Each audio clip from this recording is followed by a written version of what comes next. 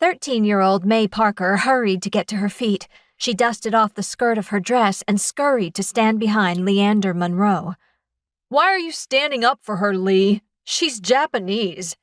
She's also my friend, and if you bother her again, I'll knock your teeth out, all of you. May's 3 attackers stood their ground. There's 3 of us, Lee, and just the 2 of you. Bradley Anderson, I don't care if there are 6 of you. I can hold my own and take you all on. You've seen me fight, and you know I can do it. Leave her alone, or I'll make sure you never bother her again. I don't understand why you'd stand up for her. She's not one of us. May peeked around Lee. I'm half white. Yeah, but you're also half Japanese, Bradley replied and spit on the ground. You people were banned from Seattle, and I don't know why you're still here. You're talking about the Chinese Exclusion Act. It wasn't for the Japanese, Lee countered. Learn your history, Bradley, before you go spouting it off and prove just how ignorant you really are. They're all the same. The Yellow Menace.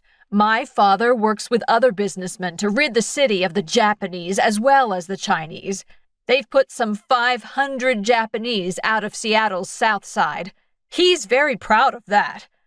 It's hardly a thing to be proud of, Lee replied. We don't need their kind here.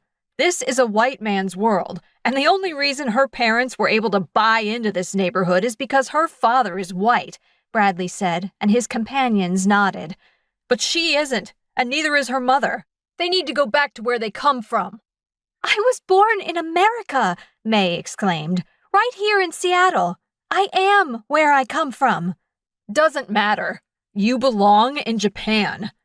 Bradley, you'd do well to take your friends and go home. If I hear that you so much as look at May with a frown, I'll finish this once and for all. May so admired Lee's strength and bravery. At 15, he was everything she thought a man should be, just like her father. Bradley seemed to consider Lee a moment, then shrugged. Come on, fellas, let's go to my house. Cook is fixing us a grand lunch with cherry pie for dessert. The other 2 went without protest, and May came out from behind Lee. She watched the boys move off down the street. Bradley lived only 3 doors down.